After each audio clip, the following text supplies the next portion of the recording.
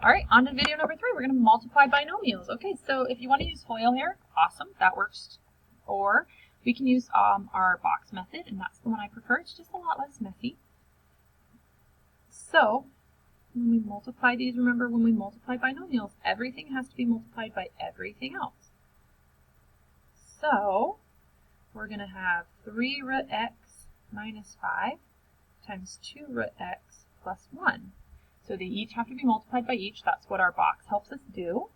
So we have 3 times 2 times root x times root x.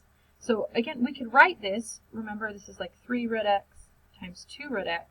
And because multiplication is commutative, it means we can move them around in any order, which means I can write this as 3 times 2 times root x times root x.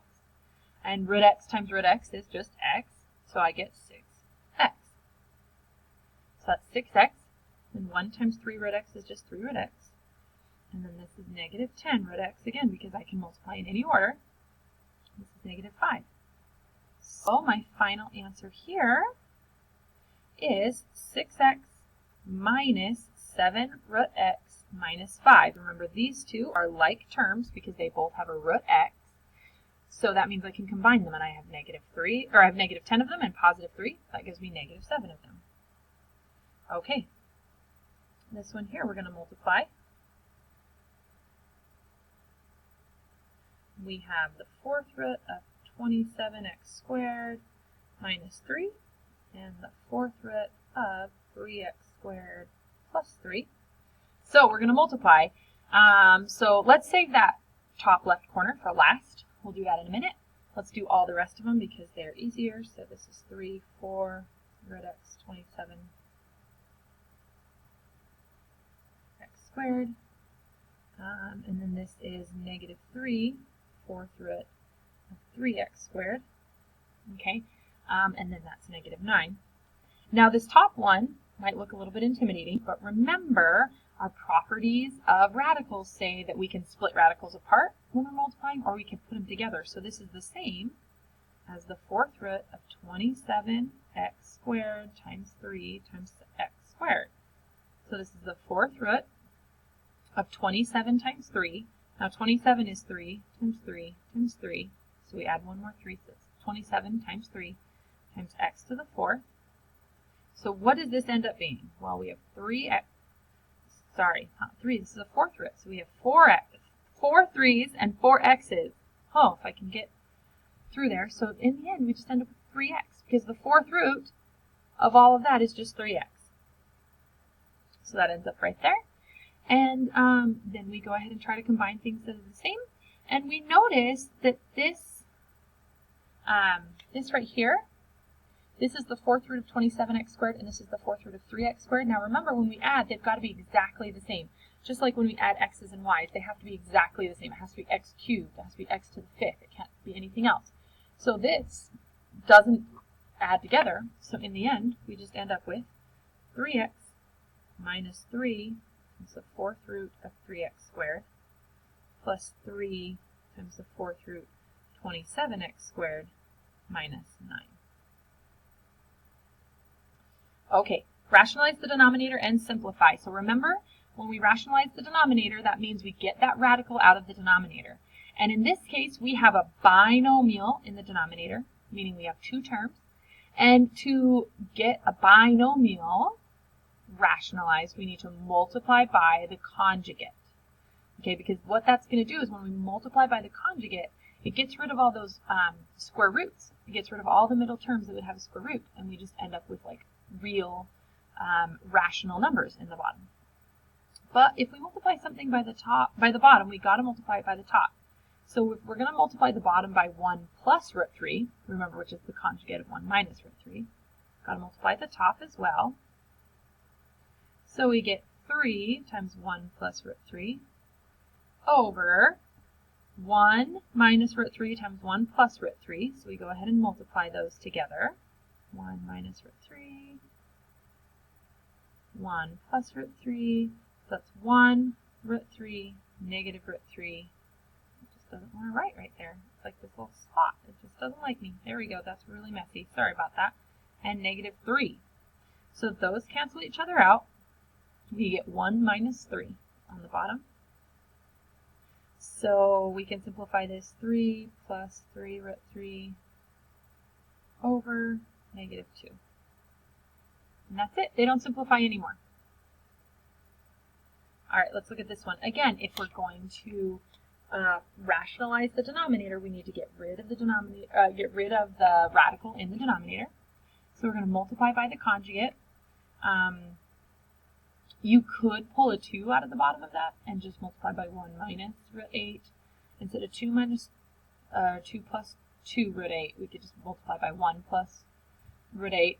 It doesn't matter. You'll see that it works either way. So instead of doing that, I'm just going to do the straight conjugate. So 2 plus 2 root 8. 2 plus 2 root 8. So on top, I have 3 plus root 8 times 2 plus 2 root 8.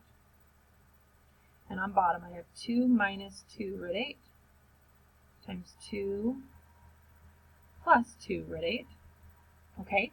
And so now I just have to use the box method because I have a binomial in both cases. So that is 6 root 8, 2 root 8, and 2 times 8, which is 16.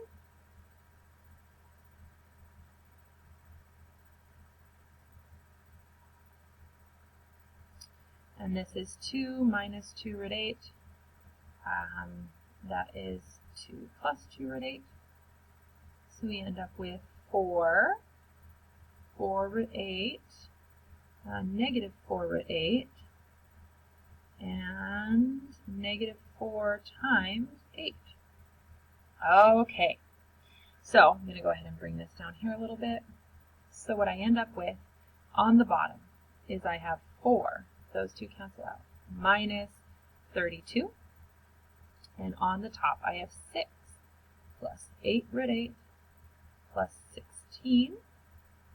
So we can simplify that even more. And we're going to end up with 6 and 16 is 22 plus 8 root 8.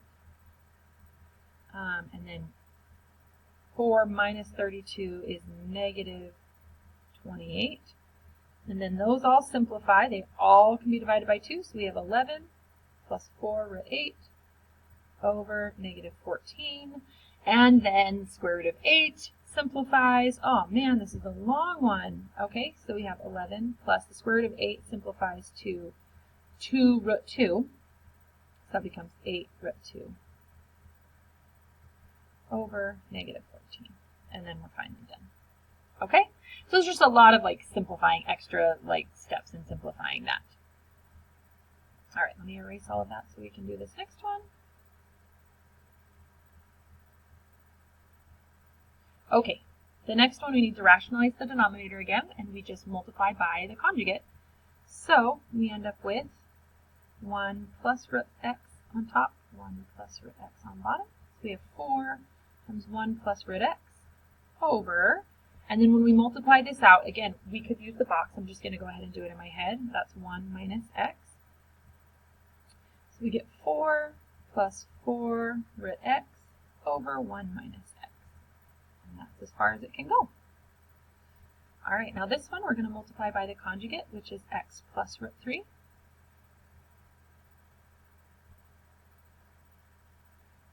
So, again, we multiply, since these are all binomials, we multiply, and you can use the box method. I'm just going to go ahead and do it in my head. So this is 4x squared plus 4x root 3 minus 2x minus 2 root 3 all over x squared minus 3.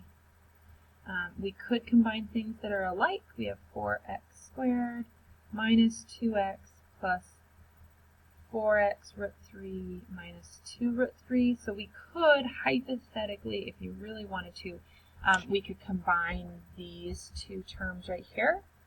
But it's not going to make it any simpler. In fact, it's going to add parentheses. So I'm just going to leave it like that. Okay. Now, we're going to graph this function. Oh, and my bottom piece of my graph got cut off. That's okay. We got this. All right, graph this function. It is the square root function, so we think about the parent function of our square root. The parent function of our square root has a pattern. Remember the pattern of the square root. Well, 0 squared is 0, or the square root of 0 is 0. The square root of 1 is 1. The square root of 4 is 2. The square root of 9 is 3. Oh, that's an ugly 3. Let's try that again. 3. There we go. So that's our pattern. So then what is changed from the parent function here? Well, it doesn't change the pattern any because it's not multiplied by any numbers, but it does move it to the right 2. So here we have our graph. We'll just pretend like that's where it's supposed to be. And instead of starting here at 0, 0, we start over 2, 1, 2. Start right here. And then we continue this pattern. It has the same pattern because we didn't do any stretch or compression. So 1, 1, 4, 2, and so on, just like that.